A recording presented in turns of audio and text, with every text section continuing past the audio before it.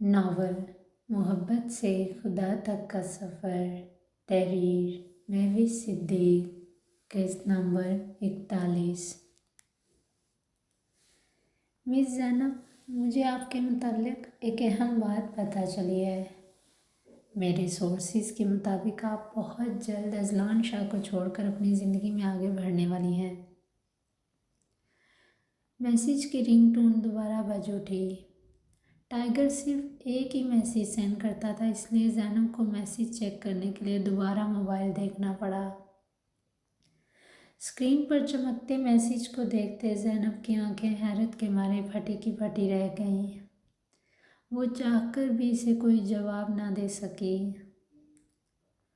سنا ہے آپ تو بہت محبت کرتی تھی ان سے، پھر اب کیوں تنہا چھوڑ رہی ہیں انہیں؟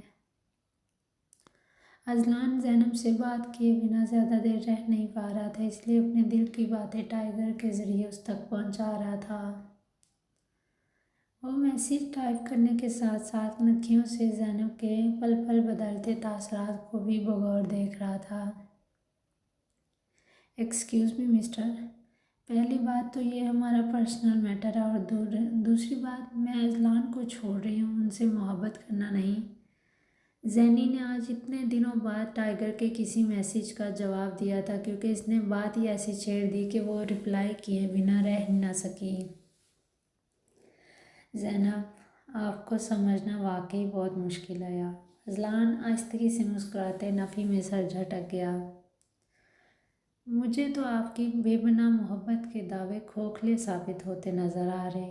ٹائیگر نے اسے چڑھانے کے لیے جان بوجھ کر ایسے الفاظ استعمال کیے۔ اس وقت اس کے چہرے پر گہری مسکراہٹ چھائی ہوئی تھی۔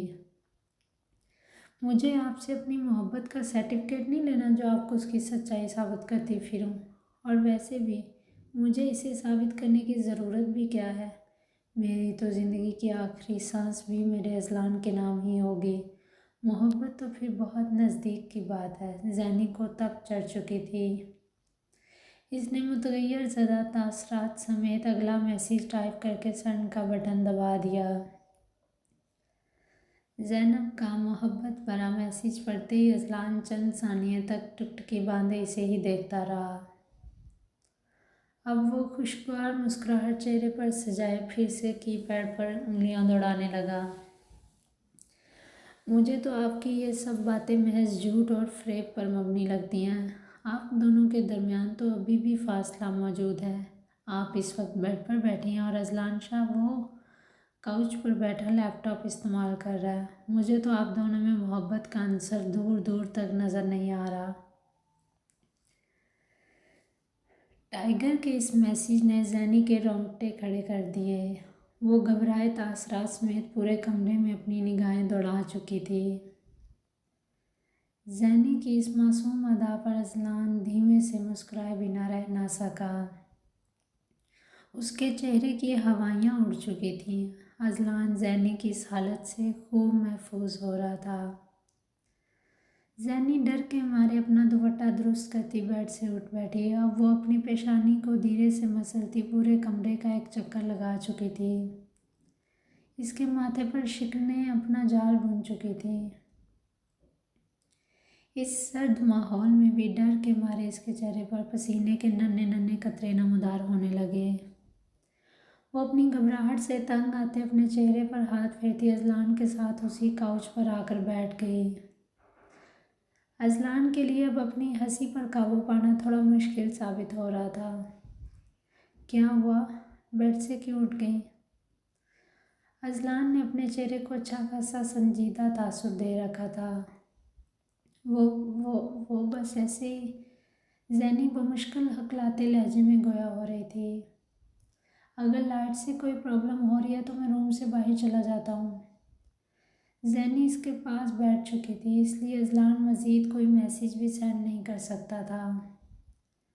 اس کی معصوم ہرنی جیسی ڈری سہمی نگاہیں اذلان کے دل کی دھڑکنوں میں عجب ارتعاش پیدا کر رہی تھیں۔ اس کے اندر بجلیاں سی دوڑنے لگیں۔ نہیں، پلیز آپ یہیں بیٹھے رہیں۔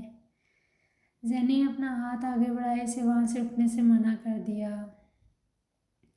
اس کے نرم لمس نے اذلان کی روح تک کو سرشار کر دیا تھا۔ کیا ہوا زینب، آپ ٹھیک تو ہیں نا؟ اس پل اذلان نے اداکاری کا کمال مظاہرہ کیا۔ اذلان، میں ٹھیک ہوں، وہ مجھے یہ پوچھنا تھا کہ اس روم میں کوئی کیمرہ لگا ہوا ہے کیا؟ زینی کا لہجہ پریشانی سموئے ہوئے تھا۔ وہ اطراف میں دیکھتی بار بار اپنے ہاتھوں کو نروس انداز میں مسل رہی تھی۔ زینب، مجھے تو آپ بالکل بھی ٹھیک نہیں لگ رہی۔ پرائیویٹ روم میں کون پاگل کیمرہ لگواتا ہے بھلا، آپ خود ہی سوچیں۔ اذلان کے جواب نے اسے مزید بوکھلا دیا، لیکن وہ تو زینی اپنے ماتھے پر آئے پسینے کو صاف کرتی تذبذب کے عالم میں گویا ہو رہی تھی۔ مجھے لگتا ہے آپ کو اس وقت نیند کی اشد ضرورت ہے، آپ آرام سے سو جائیں، میں باہر جا کر اپنا کام مکمل کر لیتا ہوں۔ اذلان اب لیپ ٹاپ بند کیے شائستہ لہجے میں گویا ہوا۔ زینی کی حالت دیکھ کر اسے اپنی ہنسی کنٹرول کرنا تھوڑا مشکل ثابت ہو رہا تھا، اس لیے جان بوجھ کر باہر جانے کے بہانے ڈھونڈ رہا تھا۔